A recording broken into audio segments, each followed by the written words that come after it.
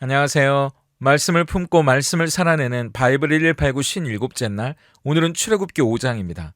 이제 5장부터는 드디어 여호와 하나님의 대리자 모세와 세상의 왕인 바로의 대립이 시작되는데요. 아론과 함께 애굽의 왕궁에 간 모세가 바로에게 이야기합니다. 이스라엘의 하나님이 본인에게 나타났다고요. 그리고 자기 백성들로 절기를 지키라고 했다. 그러니까 이스라엘 백성들을 데리고 광야에서 예배를 드릴 수 있도록 허락해달라고요. 바로의 대답은 뭐였을까요? 코웃음을 치면서 내가 들어본 수많은 신들의 이름 중에 여호와라는 신은 없었다고 조롱합니다. 그게 끝이 아니에요. 그럴 시간이 있으면 가서 일이나 더 하라고 핀잔을 주면서 혹시 지금 일하기 싫어서 편하니까 그런 소리 하는 거 아니냐고 더 힘든 노역을 시키게 되는데요. 아마 모세와의 대화가 마음에 들지 않고 기분이 언짢았나 봅니다.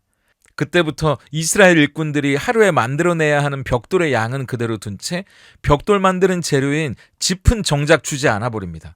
알아서 짚을 구해다 만들어야 되니까 시간이 오래 걸리는 건 둘째치고 육체적으로 얼마나 힘이 들었겠어요. 오죽하면 작업량을 체크하는 이스라엘 작업반장들이 바로를 찾아갑니다. 이건 부당하고 견디기 어려운 처사라고 읍소하는데 받아들여지지는 않죠. 이게 다 너희가 여호와라는 너희들의 신을 예배하겠다고 말한 대가라고, 편하니까 그런 소리 하는 것 같은데 어디 한번 제대로 고생해보라고 바로가 이야기하는 거죠. 몸이 피곤하고 고통스러운데도 편하게 예배드리러 가겠다는 이야기가 나오나 보자는 겁니다. 그래서 이스라엘 작업반장들이 절망 가운데 터덜터덜 왕궁에서 나오다가 모세와 아론을 보고 원망을 퍼붓게 됩니다. 당신들이 말한 여호와 하나님이 당신들에게 벌을 내렸으면 좋겠다고요. 이게 다 당신들 책임이라고 비난하기 시작해요. 모세라고 마음이 편했겠습니까? 그래서 모세가 하나님 앞에 기도하기 시작해요. 이게 어떻게 된 거냐고요? 이러려고 나를 보내신 거냐고요? 오히려 바로가 하나님의 백성을 학대하며 고통을 주고 있는데 하나님, 당신의 백성을 구원하지 않으실 거냐는 부르짖음으로 이 5장이 마무리됩니다. 5장은 드디어 모세와 아론이 애굽의 왕궁에서 바로를 마주하는 장면으로 시작하는데요. 모세는 하나님이 가르쳐 주신 대로 이스라엘의 하나님 여호와께서 그 백성을 광야로 보내 절기를 지키라고 자기에게 나타나셔서 말씀하셨다고, 그걸 허락해달라고 부탁합니다. 바로의 반응은 2절과 같았는데요. 바로가 이르되 여호와가 누구이기에 내가 그의 목소리를 듣고 이스라엘을 보내겠느냐? 나는 여호와를 알지 못하니 이스라엘을 보내지 아니하리라. 여러분, 세상은 이와 같습니다. 우리가 살아가는 세상이 어떤 곳인지 보세요. 첫째, 세상은 하나님을 모릅니다. 여호와가 누구냐는 거예요. 관심도 없습니다. 그리고 둘째, 세상은 하나님의 권위를 인정하지 않습니다. 하나님에 대해 가르쳐 준다고 해서 그렇군요. 하나님 대단하신 분이군요. 제가 뭘 하면 될까요? 그러지 않는다는 거예요. 세상은 내가 여호와의 목소리를 듣고 이스라엘을 보내겠냐고, 나는 이스라엘을 보내지 않겠다고 말하는 겁니다. 오히려 돈의 권위, 힘의 권위는 인정할 수 있을지 몰라도 하나님의 권위는 인정하지 않는 곳이 세상이에요. 우리가 먼저 이 사실을 전제로 받아들이는 게 중요한 이유는 그리스도인들이 믿음으로 세상을 살아간다는 것에 대해 오해하는 경우가 있기 때문입니다. 믿음으로 세상을 살아가면 뭔가 일이 착착 풀려가고 좋은 일들만 생길 거라는 오해 말이죠. 아니에요. 그렇지 않습니다. 하나님을 모르는 세상, 더구나 하나님의 권위도 인정하지 않는 세상에서 그 하나님을 따르며 살아간다는 건 시련이 따를 수밖에 없는 거예요. 힘든 일이 생길 수밖에 없다는 겁니다.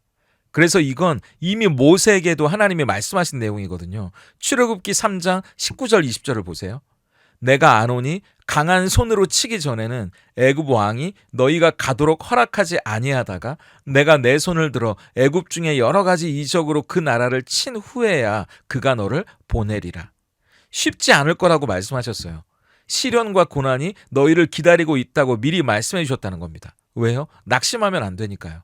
좌절하거나 포기하면 안 되니까요. 미리 마음을 단단히 먹고 준비하고 있어야 시련이 찾아왔을 때 물론 아프고 힘들겠지만 올 게 왔구나 하고 애써 담담히 마주할 수 있기 때문입니다. 우리는 여기서 시련에 속지 않아야 완성을 향해 갈 수 있다는 걸 알게 됩니다. 믿음의 시련을 당연하게 받아들이지 못하면 금세 낙심하게 되거든요. 원망이 찾아오고요. 포기하고 싶어지고요. 불평이 올라옵니다. 세상과 어둠의 영은 이걸 기가 막히게 잘 알아요. 그래서 바로의 방법을 보세요. 하나님을 예배하도록 우리를 광야로 보내달라는 요청에 오히려 맛 좀 봐라 하면서 더 엄청난 짐을 그 어깨에 올려놓잖아요. 그 당시에는 벽돌을 만들 때 흙이 잘 붙고 굳도록 짚을 넣어서 만들었는데 이 중요한 재료인 짚을 주지 않고 직접 짚을 구해다 만들라고 하는 겁니다. 그런데 매일 찍어내야 하는 생산량은 맞춰야 되는 거예요. 왜 그렇게 하는 걸까요? 구절을 세번역으로 보세요. 그들에게는 더 힘겨운 일을 시키고 그 일만 하게 하여서 허튼 소리에 귀를 기울이지 못하게 하여라. 세상은 우리를 여러 가지 일들로 바쁘게 만듭니다. 그 일 때문에 또 피곤하게 만들어요. 그래서 일만 하게 만들고 그들이 볼 때는 허튼 소리지만 그 이상의 생각을 못하게 만드는 겁니다. 아, 내가 이렇게 살면 안 되는데, 하나님께 예배해야 되는데, 하나님의 음성에 귀를 기울여야 되는데, 이런 마음이 들지 않게 만드는 거예요. 문제는 우리가 이 바로의 전략에 속느냐 속지 않느냐입니다. 세상의 속임수에 넘어가느냐 넘어가지 않느냐예요.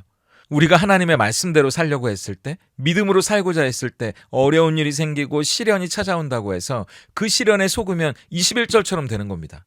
그들은 이렇게 말하였다. 주님께서 당신들을 내려다보시고 벌을 내리시면 좋겠소. 당신들 때문에 바로와 그의 신하들이 우리를 미워하고 있소. 당신들은 그들의 손에 우리를 죽일 수 있는 칼을 쥐어준 셈이요.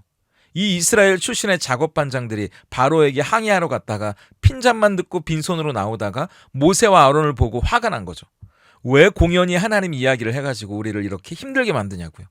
그동안 잘 살고 있었는데 무슨 여호와 하나님인지 뭔지, 예배는 또 무슨 예배를 드린다고, 지금까지 믿음 그런 거 없이도 잘 먹고 잘 살았는데 지금 우리가 고통받는 건 다 너희들 때문이라고, 그 하나님인지 뭔지 때문이라고 원망과 불평을 쏟아놓는 겁니다. 그런데 이 앞 4장 마지막 절에선 모두가 여호와 하나님 말씀이 맞다고 환호하면서 하나님께 경배했던 사람들이 이 사람들이었거든요. 그런데 당장 내가 힘들어지고 피곤해지고 상황이 안 좋아지니까 그걸 못 견디는 겁니다. 눈에 보이지 않는 하나님, 그리고 믿음, 예배, 이런 것들이 뭐가 중요하냐고 세상의 속임수와 전략에 그냥 넘어가 버리는 거죠. 그럼 속지 않으려면 우리가 어떻게 해야 되는 걸까요? 저는 이 출애굽기 5장을 보면서 야고보서 1장 말씀과 너무나 비슷하다는 생각을 하게 됐는데요. 야고보서 1장 2절부터 4절까지를 한번 세번역으로 보세요. 나의 형제자매 여러분, 여러 가지 시험에 빠질 때 그것을 더할 나위 없는 기쁨으로 생각하십시오. 여러분은 믿음의 시련이 인내를 낳는다는 것을 알고 있습니다. 여러분은 인내력을 충분히 발휘하여 조금도 부족함이 없고 완전하고 성숙한 사람이 되십시오. 시험이 찾아올 때, 시련이 몰려올 때 오히려 그걸 기뻐하라는 겁니다. 왜요? 여기서 시험이라는 단어는요, 지금은 준비가 좀 덜 돼 있지만 더 성숙해질 수 있도록 하나님이 우리에게 허락하시는 일종의 훈련이라는 의미가 있거든요. 그리고 이 시련이라는 단어는 채로 거른다는 뜻이 있거든요. 알곡과 쭉정이를 가르는 테스트 같은 겁니다. 그러니까 우리를 알곡으로 만들어가는 과정이라는 거예요. 그래서 하나님을 믿는 사람답게 살아가려고 할 때 어려움과 힘든 일이 찾아오면, 시련이 몰려오면 그게 우리 안에 인내라는 성품을 만들어내서 그 시험과 시련을 하나님의 말씀 붙잡고 예수님 바라보면서 잘 이겨나가게 만들어주는 거죠. 그러면 우리가 그 시간들을 통해 점점 성숙해져 가는 겁니다. 그 시험과 시련이 우리를 더 신앙 안에서 깊어져 가게 만들어준다는 거예요. 깊은 맛이 나는 진국으로 만들어준다는 겁니다. 여러분, 우리가 하나님의 사람으로 살고자 할 때 찾아오는 세상 속에서의 시련, 시험은 어찌 보면 당연한 거예요. 세상은 하나님을 모르고 하나님의 권위를 인정하지 않기 때문이죠. 그러니까 시련이 찾아온다는 건 우리가 지금까지와는 달리 믿음으로 살려고, 하나님의 사람답게 살려고 시작했다는 걸 인정해 주는 걸지도 몰라요. 중요한 건 지금 당장 힘들고 아프고 고되고 피곤하고 겁이 나고 불안하다고 해서 거기에 속으면 안 된다는 겁니다. 하나님은 그 시련을 통해 우리가 더 하나님을 붙들고 더 하나님을 바라보고 하나님께 나아오기를 바라고 계시기 때문이에요. 그래서 우리를 믿음의 사람으로 더 그윽한 맛을 내는 깊이 있는 진국으로 만들어 가시려고 하는 겁니다. 세상에서도 고생해보지 않은 사람은 인생을 모른다고 말하잖아요. 하물며 하나님은 그 고생을 고생으로 끝나게 하지 않으시고 우리를 더 성숙하게 만들어 가신다는 겁니다. 그래서 22절을 보세요. 모세가 여호와께 돌아와서 아뢰되 주여 어찌하여 이 백성이 학대를 당하게 하셨나이까? 어찌하여 나를 보내셨나이까? 이스라엘 작업반장들이 이 모든 책임을 모세와 아론에게 돌리면서 원망하고 불평하니까 모세는 어디로 갑니까?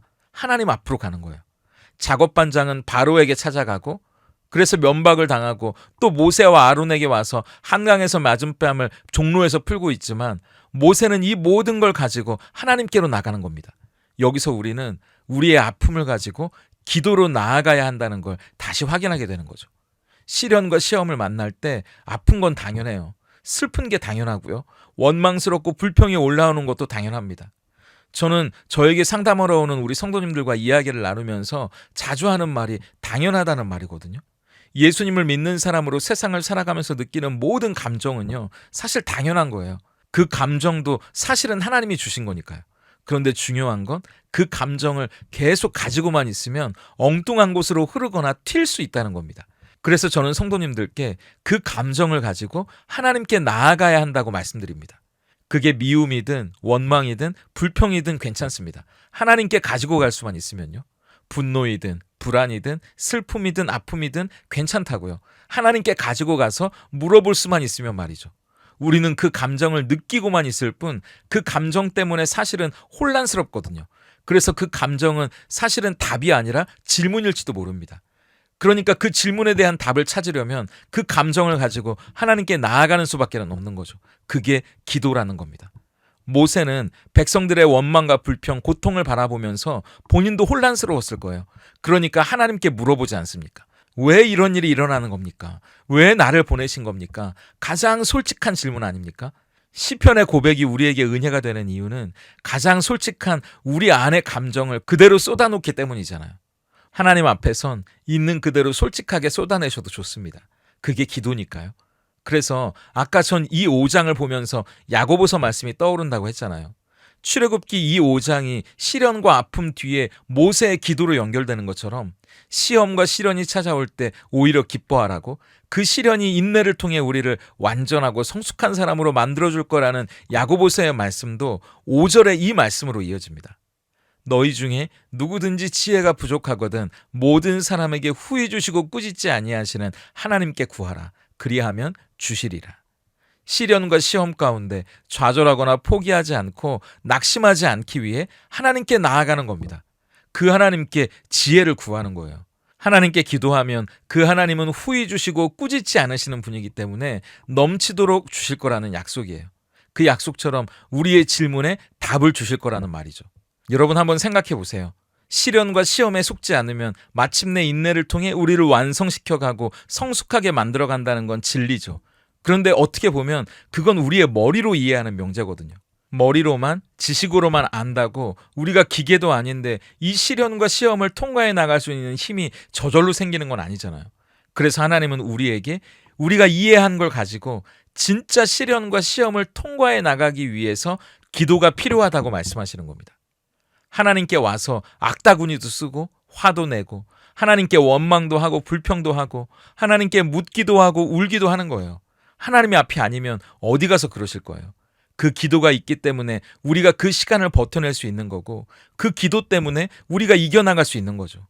오늘 성도님들 중에는 이 시련과 시험 앞에 계시는 분도 있고 그 시간들을 지나가고 계시는 분들도 있겠죠. 우리가 함께 기억하면 좋겠습니다. 그 시련은 우리를 넘어뜨리려고 찾아오는 게 아니라 오히려 우리를 멋지게 완성시키기 위해 다가오는 거라는 걸요. 그렇기 때문에 그 시련을 잘 지나가기 위해 우리에겐 기도가 필요합니다. 다른 곳이 아니라 하나님 앞에서 마음껏 묻고 마음껏 울고 마음껏 안길 수 있는 이 기도로 나아갈 때 하나님이 은혜를 주시고 힘을 주시고 믿음을 주시기 때문이죠. 그렇게 한 걸음 한 걸음 믿음의 발걸음을 내딛는 저와 여러분이 될 수 있기를 소망합니다. 오늘 바이블 1189 적용입니다. 첫째, 시련에 속지 않아야 우리가 완성을 향해 나갈 수 있습니다. 지금 우리가 마주하고 있는 시련과 시험은 어떤 건지 한번 생각해 보세요. 그 시련과 시험 앞에서 나는 속고 있는 사람인지 아니면 완성을 향해 가는 사람인지도 한번 생각해 보세요. 그리고 하나님이 이 시련을 통해 나를 어떻게 완성시켜 가실지 하나님의 기대, 나의 기대를 한번 적어보시면 좋겠습니다. 둘째, 나의 아픔을 가지고 하나님께 기도로 나아갈 수 있어야 합니다. 시련과 시험을 이겨나가기 위해서는 우리가 머리로 아는 것도 중요하지만 반드시 기도의 삶이 필요하기 때문이에요. 지금 내 기도에서 하나님 앞에 가지고 나아가야 하는 감정들이 무엇일지 한번 생각해 보세요. 나는 하나님 앞에 기도 가운데 또 솔직한 모습으로 서고 있는지도 돌아보시고 이 시련을 이겨나가기 위해 나에게 간절히 필요한 도움이 무엇인지 그것을 하나님께 기도할 수 있으면 좋겠습니다. 함께 기도하겠습니다. 이것을 너희에게 이름은 너희로 평안을 갖게 하려 함이라.